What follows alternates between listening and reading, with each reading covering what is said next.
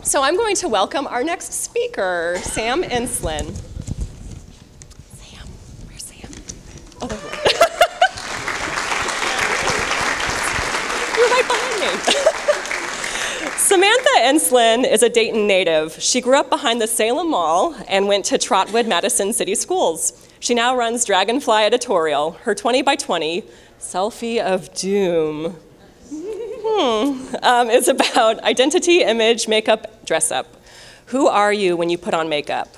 Are you bringing your true, beautiful self to life or disguising your true, disgustingly ugly self?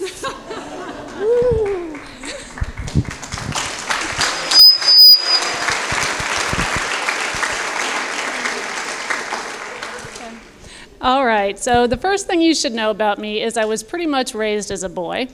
My parents believed that boys and girls should be raised exactly the same. So most of my childhood, I had really short hair, I wore overalls, and I played with blocks. So just for reference, that's me on the left, and that's my son on the right. The second thing to know about me is I started school young and I skipped a grade. So by the time I was in 5th grade, all the other girls were curling their hair and putting on makeup in the bathroom, and I still looked like this. They were trying to style their hair, and I was still fighting with my mom because I didn't want to wash my hair. The third thing to know about me is I had a really, really, really bad hairdresser the whole time I was growing up. Like from age 4 to 21, and that just did not help the situation that was already accumulating.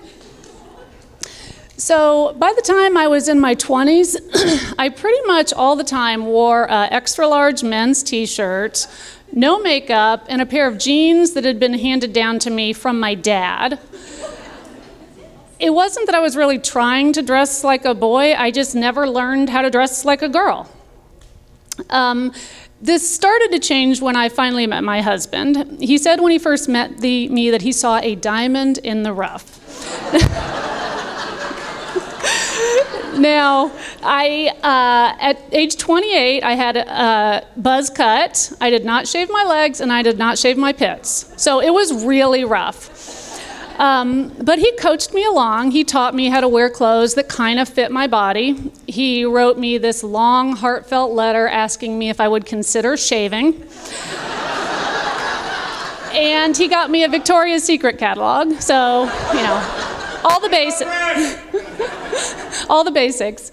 And, you know, in my 30s, I started to figure out how to dress like a female. I got foundation, I got a push-up bra, I got high heels, and started to transition into the person who you guys mostly know how I look today. And so if we fast forward to now, I have this business called Dragonfly Editorial. I travel, I do public speaking, and I've somehow transitioned into this very professional, made-up, very Ann Taylor kind of person. So at this point, I should pretty much wrap up my story. We had the plain girl, she got the guy, she got a makeover, she got beautiful, and she got happy. And that's mostly true, except every now and then I have some issues that bother me. What I noticed is that the more I started to dress up and dress in this very apex of professionalism, the more dissonance I started to feel between this very intense, professional person with crazy hands and the person who I really was. And actually, it was a little bit more than that. I started to get confused about who the me really was.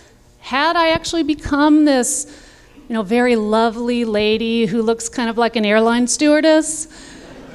Or was all that mascara and hair gel just covering up the disgusting Sam that was still underneath? Well, I didn't know the answer to these questions, so I decided that tonight, for the 20th anniversary of Pecha Kucha, I would peel back all the layers and show you guys what I actually look like. And you can help me decide which one is the real Sam. So, maybe that's the real Sam?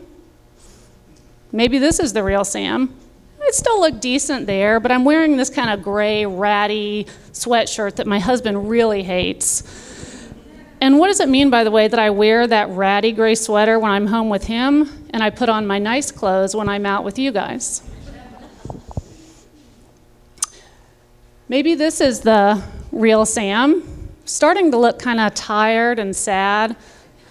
But you know what? If I don't want to look tired and sad, it takes like 40 minutes to do all the hair and makeup. And over the course of a week, that's 4 hours spent on my face. I don't know if that's a good investment of time. Maybe this is the real Sam. When the foundation comes off, the nose comes out. But you know what? That's my dad's nose, and that's my grandma's nose. So why do I think it's so ugly? Why do I have to cover it up with all the foundation? Get ready. This is the selfie of doom. This is everything stripped away. So is that the real Sam? That washed out, ratty hair, mugshot looking person? I don't know. Who are these two people? Are they two different people? Are they the same person?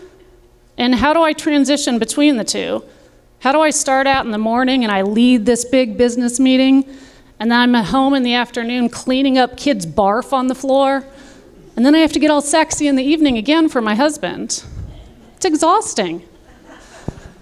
One thing I do know, my 3 children, it continually frustrates them when I put on makeup. They actually say to me, "Mom, why are you doing that? Why are you wearing makeup? You are already beautiful." They really say that. And I showed these 2 pictures to my daughter, and I said, "Anna, which mommy do you like better?" She said, do I like the workaholic mommy or the awesome mommy?" So to her, all those trappings of beauty just mean that mom's at work. She's not available. The disgusting mom, that's the mom who's at home, who's making pizza for her, who's talking to her, who's available.